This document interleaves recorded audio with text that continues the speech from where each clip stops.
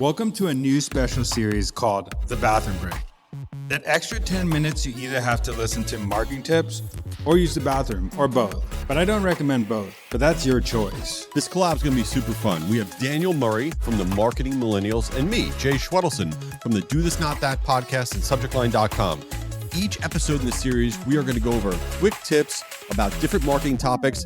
And if you want to be in the bathroom, fine, just don't tell us about it. Thanks for checking it out. Welcome back to another episode of Bathroom Break. I'm here with the man, the myth, the legend, Jay Schwedelson of Do This Not That podcast. And I'm Daniel Murray from the Marketing Millennials. Excited to chat today. Jay, I want to kick it off with something. I know you are very meticulous, or like your family's very meticulous on what days of the week you eat certain foods. So could I get like at least like a Monday through Thursday? What's the schedule like? No, I appreciate you asking that. So yeah, we do. We schedule out what we're going to eat every week.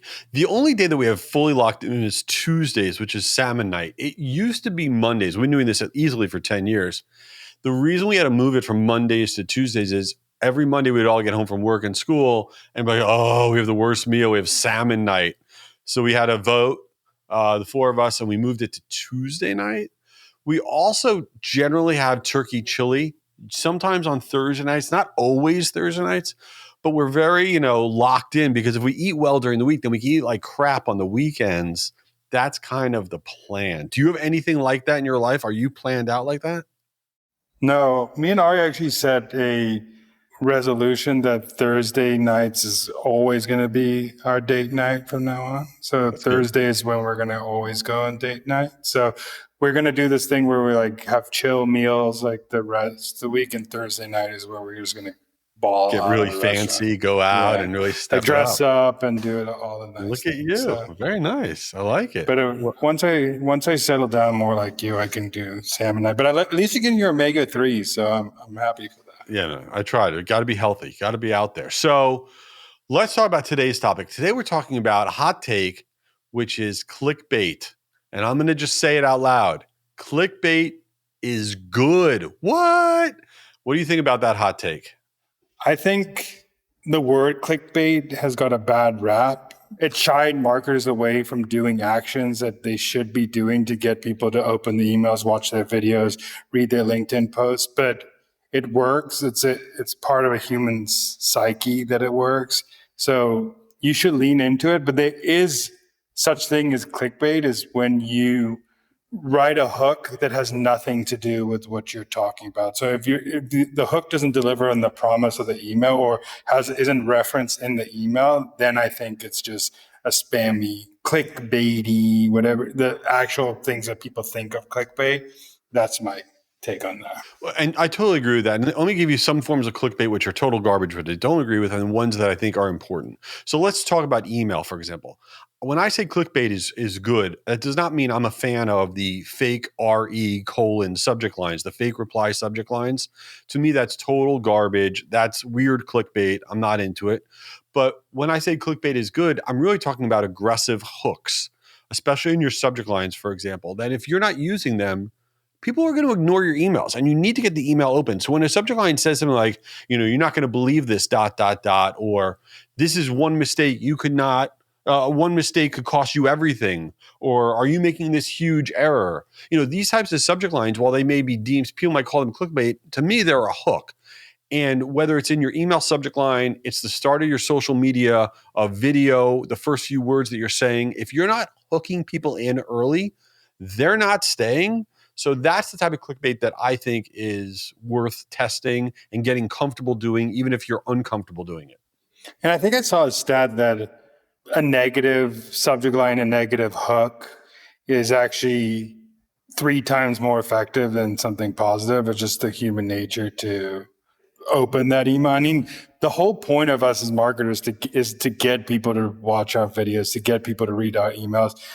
Me and the founder of Workweek, Adam Ryan, always agree that the number one goal of marketing is to get attention, whether you like it or not. Like if you're not getting attention, you're failing at marketing. So our whole goal is trying to get attention. And this is one of the best ways to at least grab initial attention with your audience. Yeah, and nobody's going to give you the time that you want. Meaning, like, if you don't get them in the first few seconds, you're done.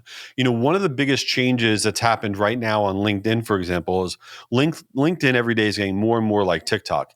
And now LinkedIn videos, especially on the app, which is the majority of where people are consuming the content, when you see a video, a vertical video on LinkedIn, no longer are the words that you're writing to go along with that video post showing up in a prominent way. They've really been downgraded in terms of where they're putting the actual written words along with that video.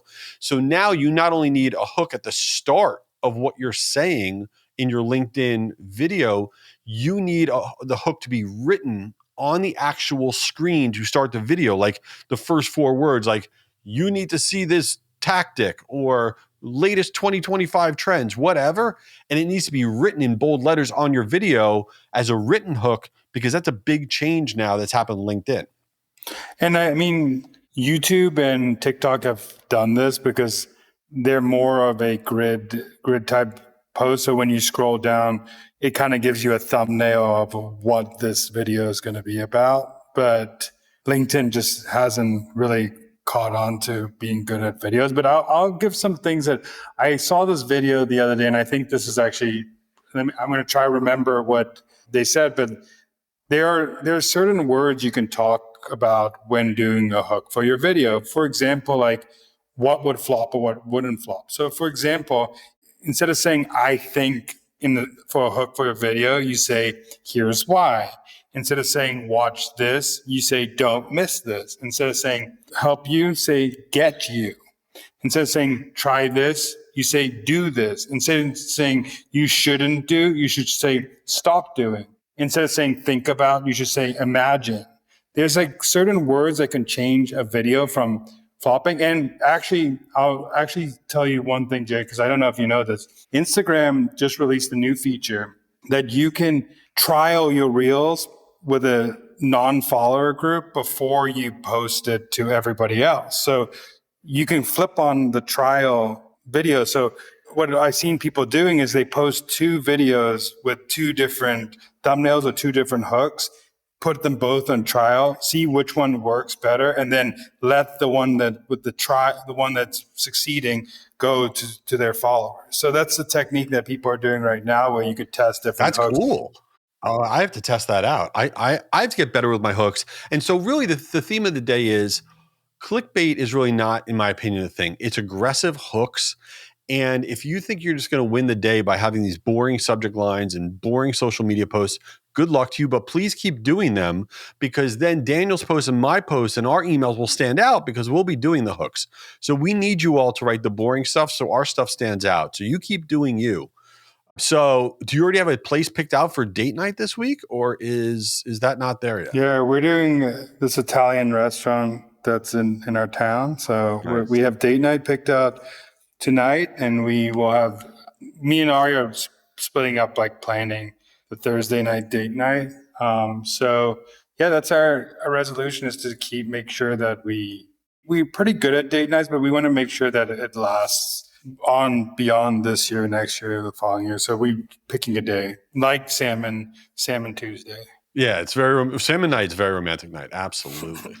Well, as usual, we've covered a lot of ground here. So everybody, follow Daniel's show, The Marketing Millennials. And if you get really bored, you can check out Do This, Not That. And we will see you later. Daniel, come on, man. I got to get back to work. Get out of there. All right. While he's still in there, this is Jay. Check out my podcast, Do This, Not That, for marketers. Each week we share really quick tips on stuff that can improve your marketing, and I hope you give it a try. Oh, here's Daniel. He's finally out. Back from my bathroom break. This is Daniel. Go follow the Marketing Millennials podcast, but also tune into this series. It's once a week, the bathroom break. We talk about marketing tips that we just spew out, and it could be anything from email subject line to any marketing tips in the world. We'll talk about it. Just give us a shout on LinkedIn and tell us what you want to hear. Peace out. Later.